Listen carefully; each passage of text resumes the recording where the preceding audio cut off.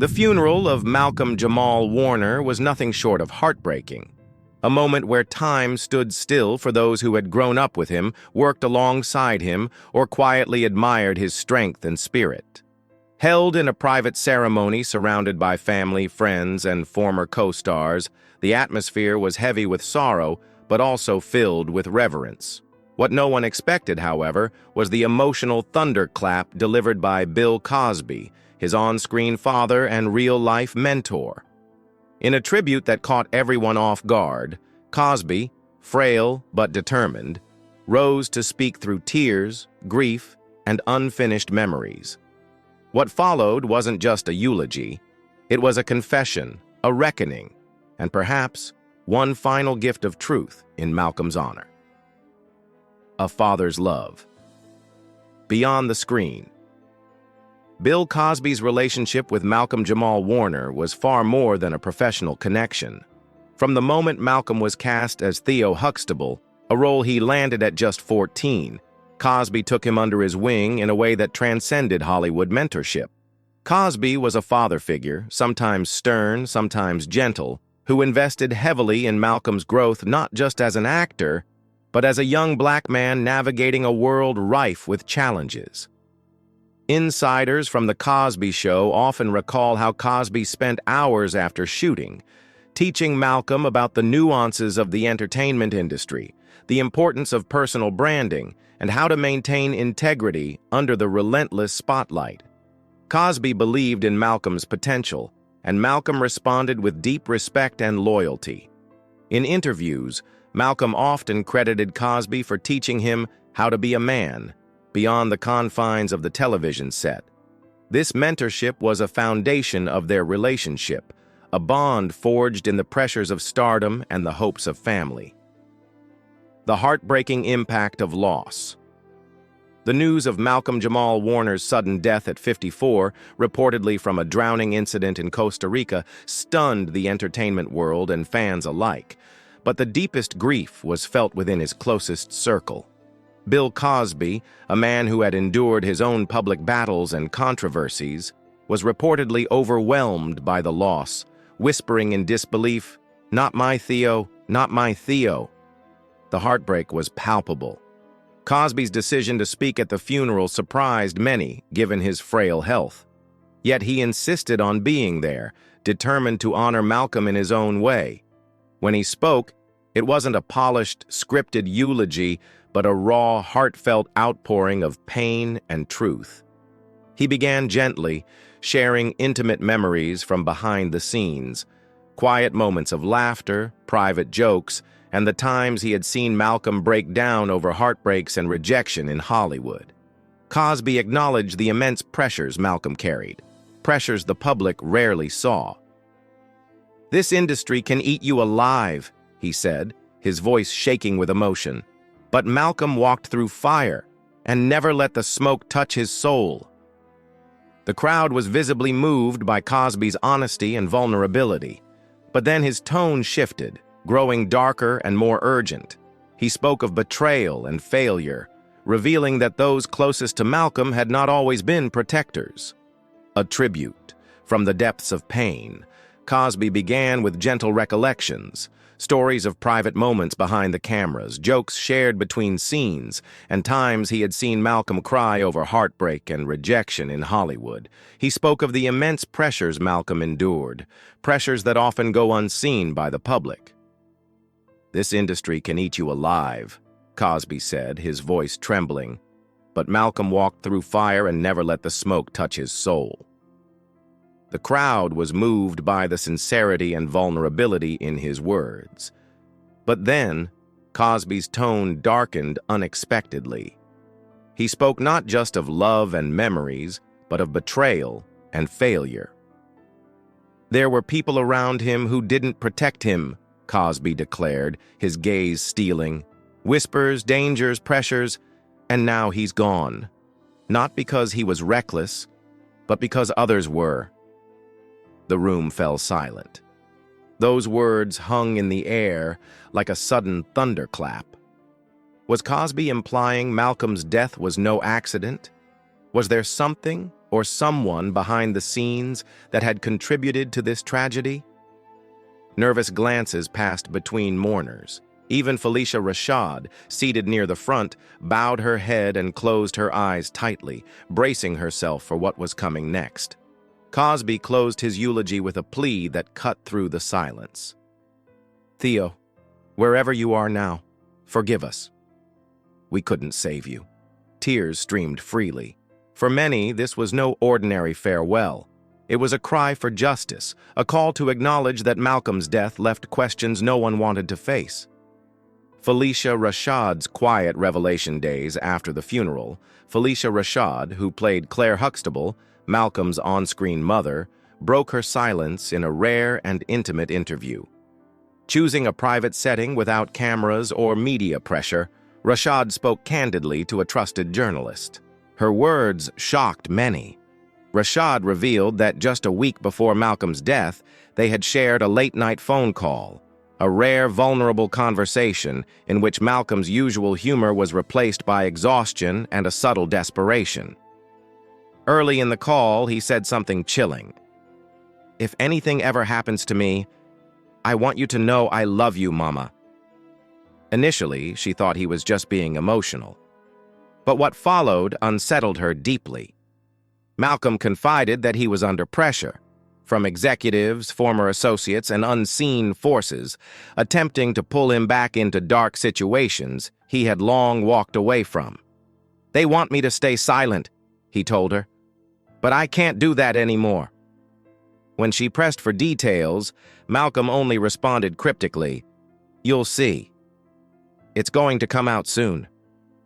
Rashad sensed fear, not for Malcolm's career, but for his very life.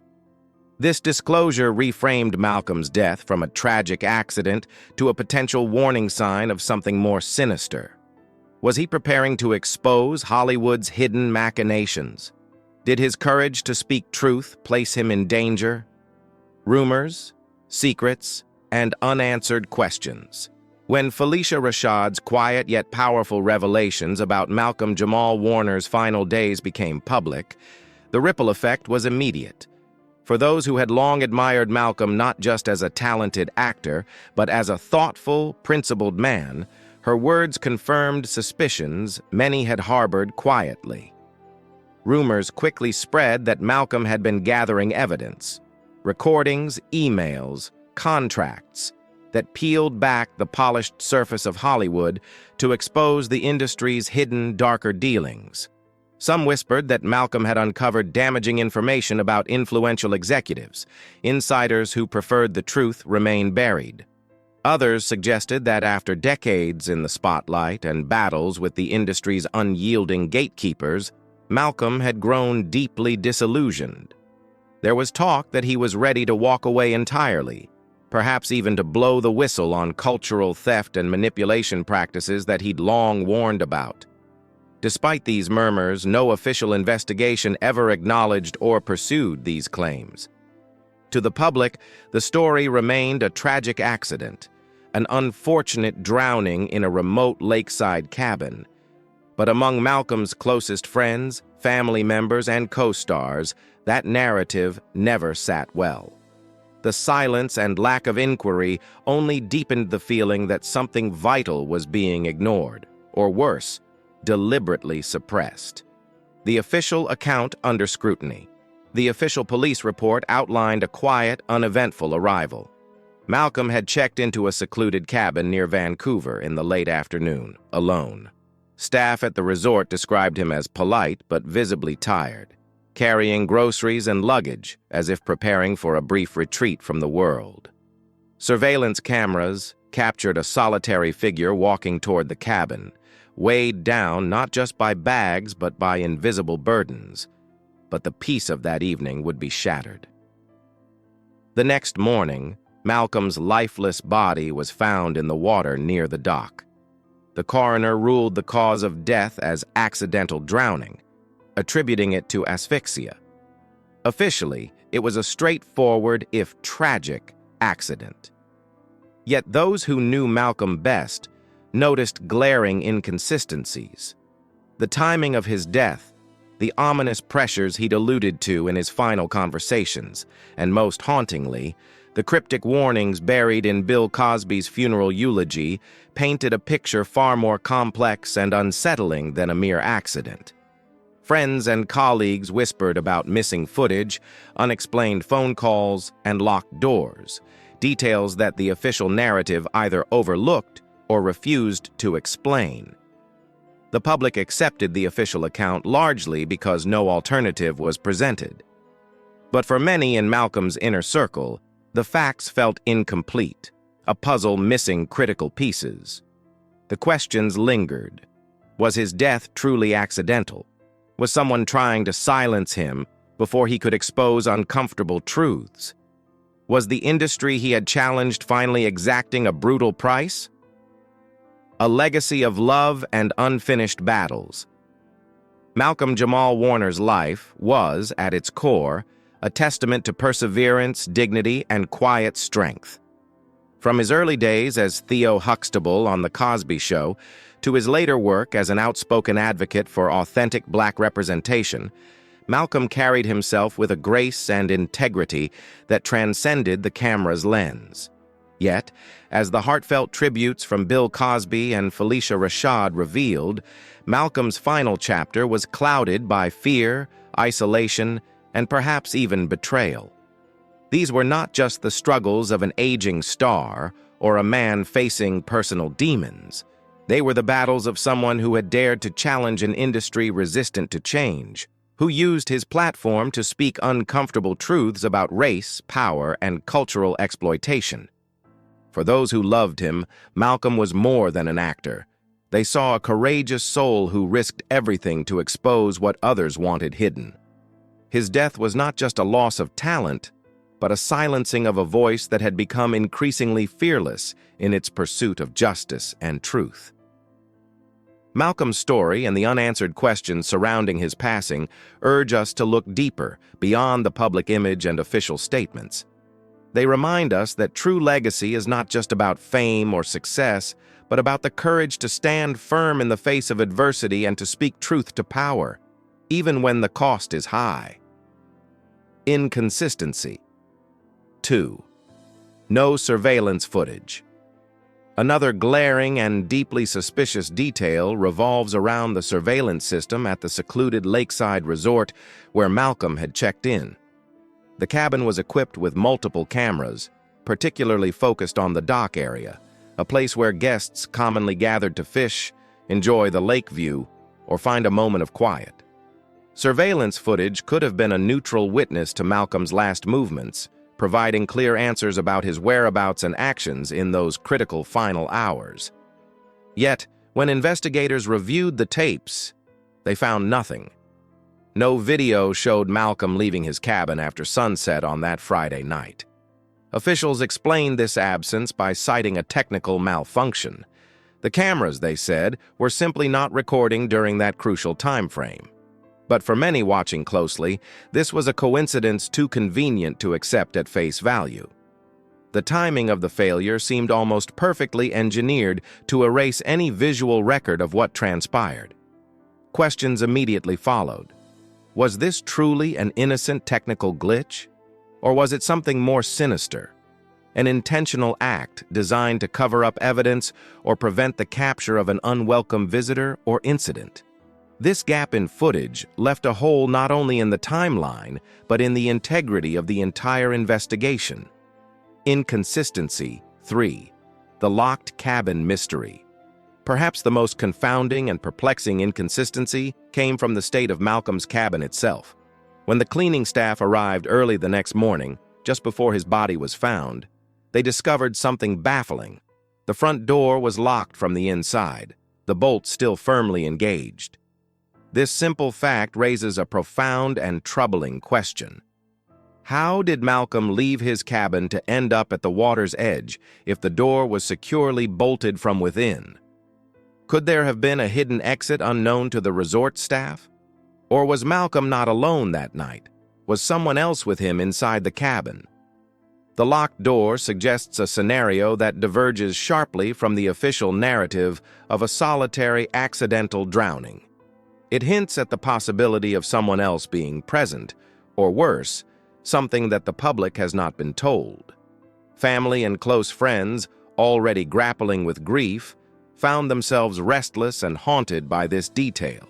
The locked cabin became a metaphor for the entire investigation, locked away, obscured, and protected from clear view. The unknown visitor, an ominous presence. Adding another layer of mystery, an anonymous employee at the resort reached out to an independent journalist just days after the funeral. The insider's account introduced a shadowy figure into the story, a man dressed in a black hoodie who arrived at the cabin the night of Malcolm's death. This visitor, the employee said, never signed in and left within 10 minutes. Resort security was reportedly told not to question or detain him. The purpose of this visit remains unknown, and the identity of the visitor remains a haunting blank spot. For those piecing together the events, this unknown figure raises more questions than answers. Who was he? What was he doing there? And why was security seemingly instructed to let him come and go without scrutiny?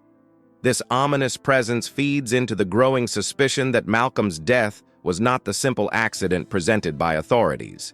It suggests a deliberate, possibly dangerous interference, someone or something disrupting the peace and leaving the scene before the fallout. The burning question: accident or something more? All these inconsistencies, the missing call logs, the blank surveillance footage, the locked cabin, and the mysterious visitor converge to form one haunting question. Was Malcolm-Jamal Warner's death really just a tragic accident? Or was it something darker, a message designed to silence a man who had seen too much, who spoke too plainly, and who was on the verge of exposing uncomfortable truths? In the months leading up to his death, Malcolm had become increasingly vocal about exploitation, cultural theft, and systemic manipulation within Hollywood. He spoke openly about the pressures placed on black artists and the invisible forces that shape narratives and control careers. His warnings were no secret to those closest to him. Could his death be the grim price paid for that courage? Was someone trying to bury his voice forever, to erase the threat he represented? These implications are chilling, and they have left friends, family, and fans wrestling with doubt and frustration. They challenge the neat, comforting story the public was given. They demand a closer look, not just at the events of that night, but at the larger system Malcolm fought against for his entire career. Bill Cosby's heartbreaking eulogy, a father's final goodbye. As the memorial service reached its emotional peak, all attention turned to one man, Bill Cosby. At 87 years old, Cosby appeared fragile, his once commanding presence diminished but no less powerful. The room fell into a reverent silence as he approached the podium, supported carefully by aides. His voice cracked not from frailty, but from a wellspring of raw grief. "I didn't just watch Malcolm grow up on television," he began, voice heavy. "I watched him grow into a man, an artist, a soul that lit up every room. He was more than Theo. He was my son." These words hit the crowd like a thunderclap. There were no rehearsed lines, no jokes, no showmanship, just the profound pain of a father figure mourning a beloved child, a connection forged over more than 40 years. Cosby shared intimate memories from the early days of The Cosby Show, revealing how Malcolm's commitment to his craft extended beyond memorizing his own lines to learning the entire casts, prepared to step in if needed. He spoke of Warner's quiet resilience amid the harsh realities of fame and how Malcolm had reached out in recent years to check on him, even as public opinion had turned against Cosby himself. A legacy, sealed with love. Later that evening, Karen shared a quiet tribute on Instagram, a simple black and white photo of Malcolm, his smile radiant, paired with a heartfelt caption. "I never got to say goodbye the way I wanted to. You were my peace before this world became too loud. Rest easy, my love." The post quickly amassed millions of likes and messages from fans who understood the depth of a love that had never faded, even as the world moved on. Malcolm-Jamal Warner's death shocked the world, but it also revealed the tender truths behind the image many knew. He was more than a beloved actor. He was a son, a brother, a lover, a friend, and above all, a man deeply cherished by those who loved him quietly and fiercely. His story is a reminder that behind every public figure lies a personal journey filled with love, loss, and the yearning for peace. As the world mourns Malcolm-Jamal Warner, it also honors the man who lived far beyond the screen. Rest in power, Malcolm. Your legacy will forever echo in the hearts of those you touched. Thank you for watching. Please subscribe for more valuable updates.